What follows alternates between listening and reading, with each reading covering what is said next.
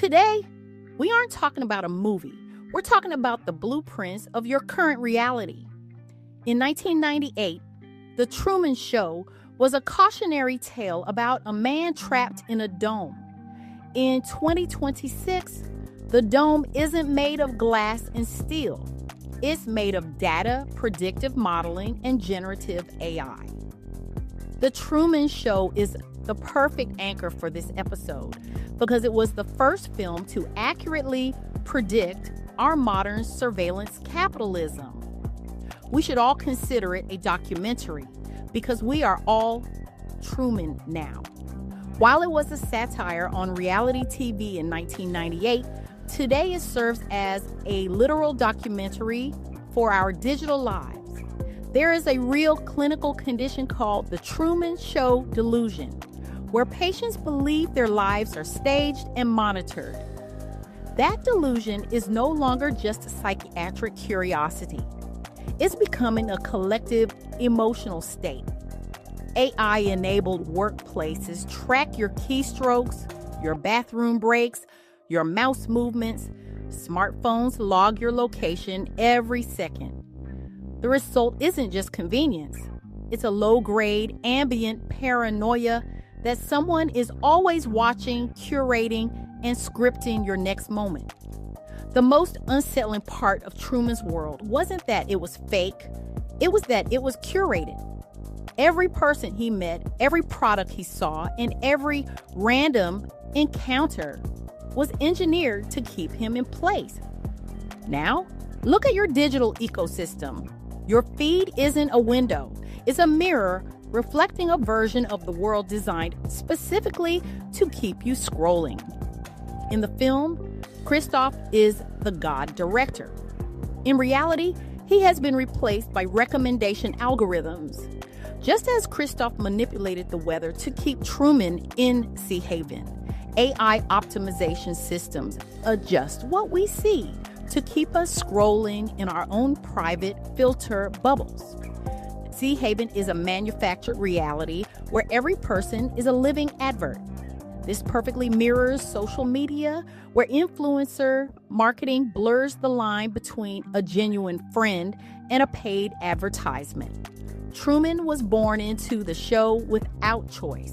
Similarly, children today are born into digital systems that observe and profile them long before they understand what data even means. Today, we interact with AI personas, digital twins, and dead internet theory bots that mimic human empathy. We are increasingly surrounded by people who don't exist, yet they influence our political leanings, our self-esteem, and our spending habits. We've reached a point where the message is often detached from a human source. You don't have to see the truth to hear it, but lately the voices we hear are being synthesized in a cloud. Truman thought he had free will until he noticed the same blue car circling the block. Our blue cars are the targeted ads and algorithmic recommendations that anticipate our desires before we even feel them. If an AI can predict your next move with 99% accuracy, is it still a move you've chosen, or are you just following the prompt? The most famous shot in the movie is Truman hitting the wall painted to look like the sky. Our wall is the filter bubble.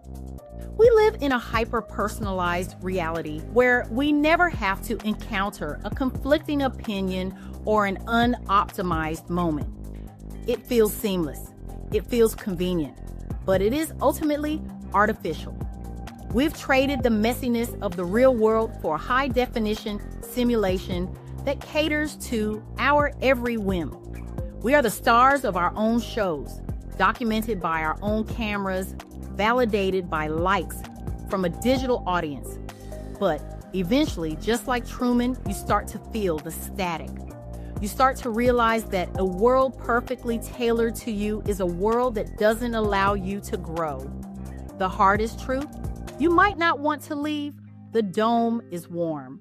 The algorithm loves you, or at least It has learned exactly how to perform love. But here is the question Truman finally asked himself.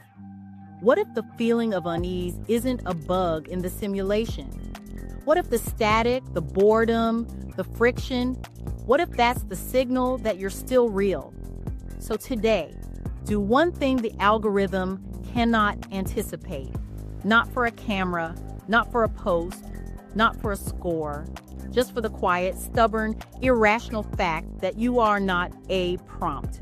You are not a prediction. You are the one who can still surprise yourself. It's time to stop looking at the screen. Look up and start looking for the exit door in the sky.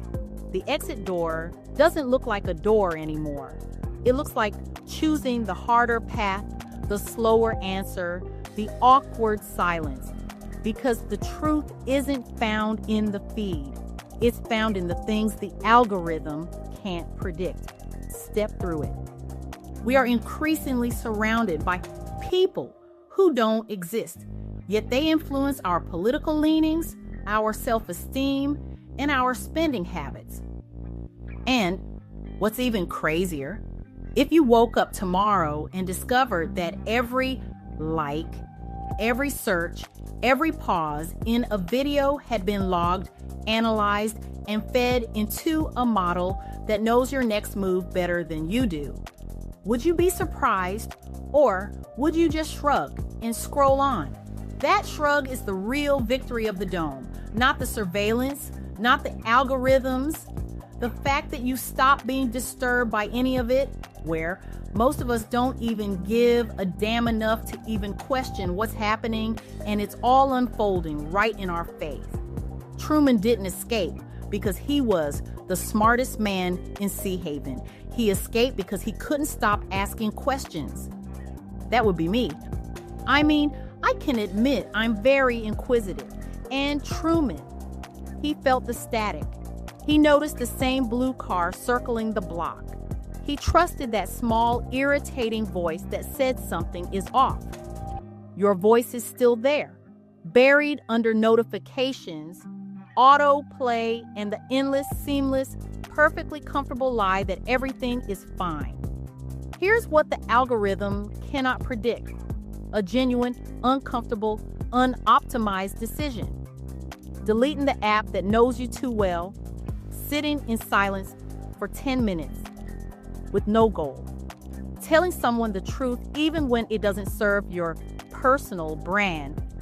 You're not a prompt or a prediction. You're not a demographic cluster with a disposable income range. You are the one who can still surprise yourself. So here is the only assignment that matters today, right here and right now. Do not post about it. Do not screenshot it. Do not turn it into content. Find the wall, touch it, and for the first time in a long time, look up. In other words, put down the phones. Go outside. Have a human-to-human conversation where no one checks a notification mid-sentence. Sit on a park bench and watch strangers walk by without wondering how many followers they have. Cook a meal without photographing it. Get lost without GPS. Argue about something stupid with a friend and laugh it off without anyone recording the moment. Write a thought on paper.